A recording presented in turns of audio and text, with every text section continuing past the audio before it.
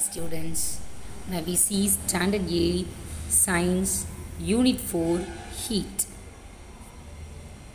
All the substances in our surrounding are made up of atoms and molecules. These atoms and molecules are always at vibratory motion. Due to this motion, substances have an energy known as heat energy. Heat energy is transferred from one part of the substances to the other part. Let us know about the effect of heat.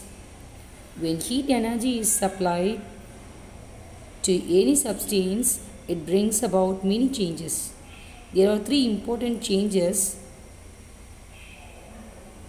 that we can see in our daily life.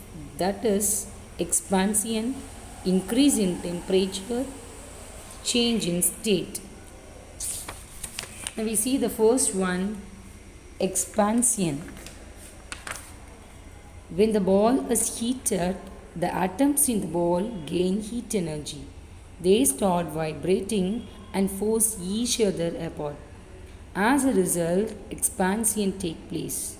After some time, as the ball lost the heat energy to the surrounding, it came back to its original size and it went through the ring. This shows that heat energy causes expansion in solids. This expansion takes place in liquids and gases also. It is maximum in gases. Now we see about the rise in temperature. When the water is heated, water molecules receive heat energy. This heat energy increases the kinetic energy of the molecule. When the molecules receive more energy, the temperature of water increases.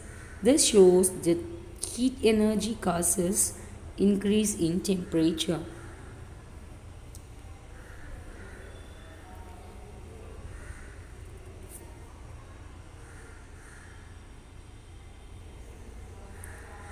Now let us know about the change of state.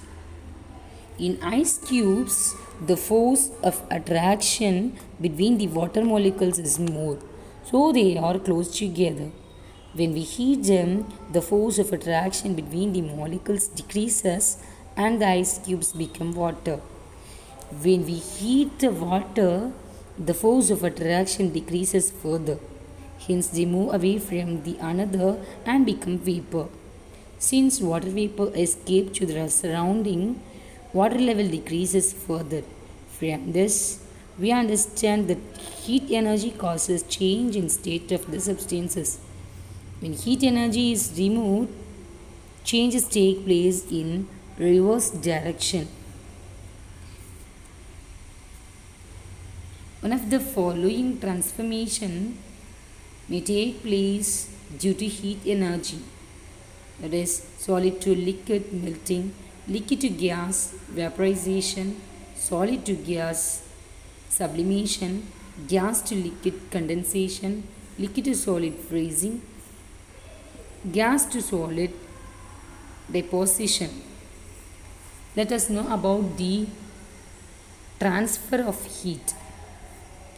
If heat energy is supplied to any substance, it will be transferred from one part of the substance to another part. It takes place in different ways depending on the state of the substance. There are three ways of heat transfer, that are conduction, convection and radiation. Now we see about the conduction. How did the other end of this spoon become hot? It is because heat in the hot water is transferred from one end to the other end of the spoon. In solid substances such as silver spoon, atoms are arranged very closely. Hot water molecules which are vibrating transfer the heat energy to the atoms in the spoon and make them vibrate. Those atoms make other atom to vibrate and the heat is transferred to the other end of the spoon. Let us know about the conduction in daily life. We cook food in vessels made up of metals. When the vessels is heated, heat is transferred from the metal to the food. When we iron our clothes, heat is transferred from the iron box to the cloth. Handles of cooking utensils are made up of plastic or wood because they are poor conductors of heat. The temperature inside igloo, that is the snow house, is warm because snow is a poor conductor of heat. Next one, convection. We see about the convection. When water in the vessel is heated, water molecules at the bottom receive heat energy and move upward. Then the molecules at the top comes down and get heated. This kind of heat transfer is known as convection. Convection takes place in liquids and gases. Now we see about the convection in daily life. Formation of land and sea breeze is due to the convection of air. Wind flows from one region to another region by convection. In hot air balloons, heat is transferred by convection and so the balloons rises. In refrigerators, cool air moves downward and replaces the hot air because of convection. Now the last one is radiation. Radiation is the third form of heat transfer. By conduction, heat is transferred through solids. By convection, heat is transferred through liquids and gases.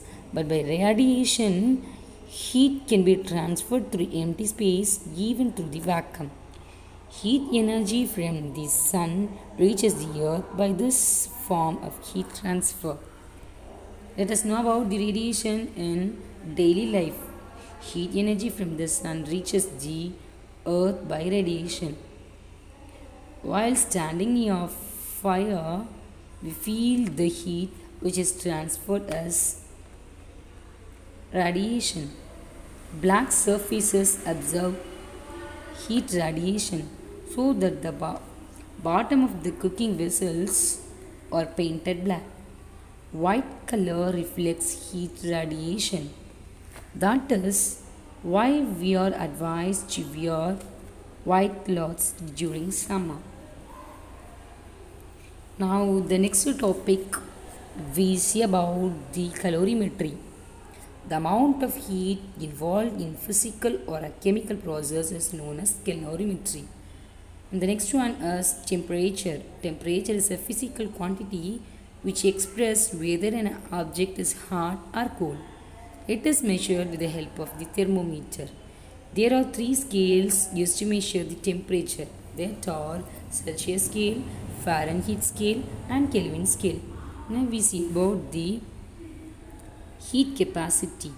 Heat capacity is defined as the amount of heat energy required by the substance to rise its temperature by 1 degree Celsius or 1 Kelvin. It is denoted by the symbol C dash. Heat capacity, that is equal to amount of heat energy required, that is mentioned in Q, and is divided by rise in temperature, that is delta T. Therefore, C dash equal to Q by delta T. The unit of heat capacity is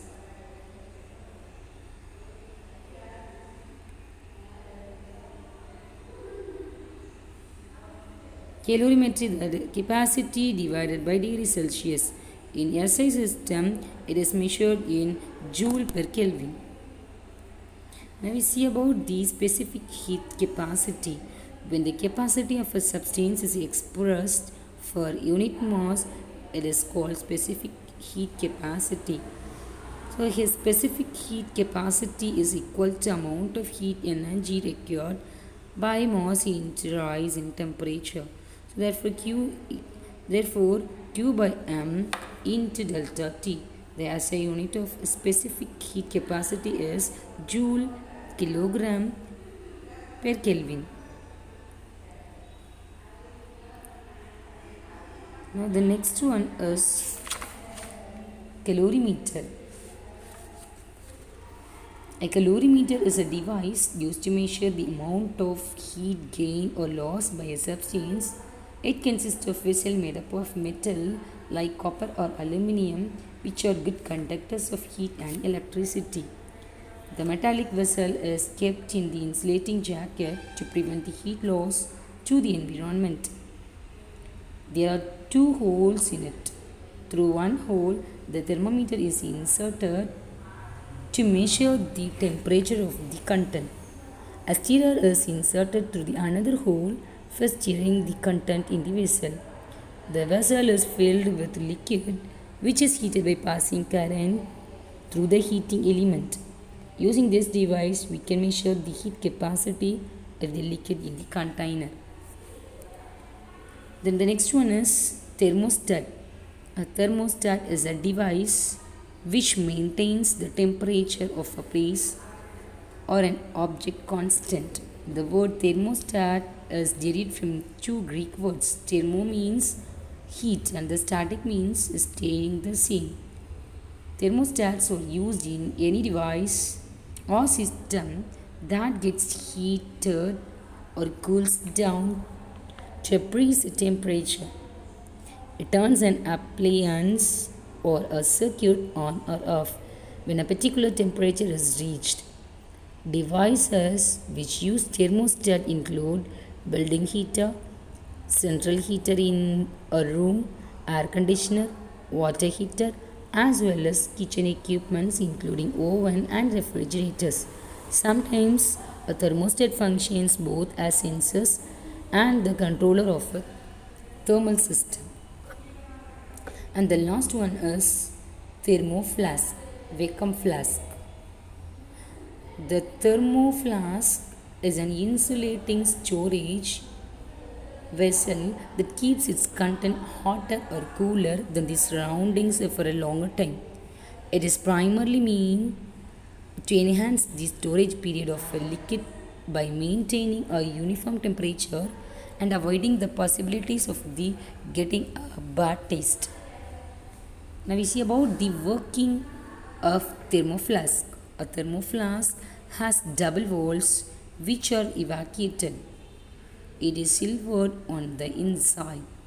The vacuum between the two walls prevents heat being transferred from the inside to the outside by conduction and convection. Thank you, students.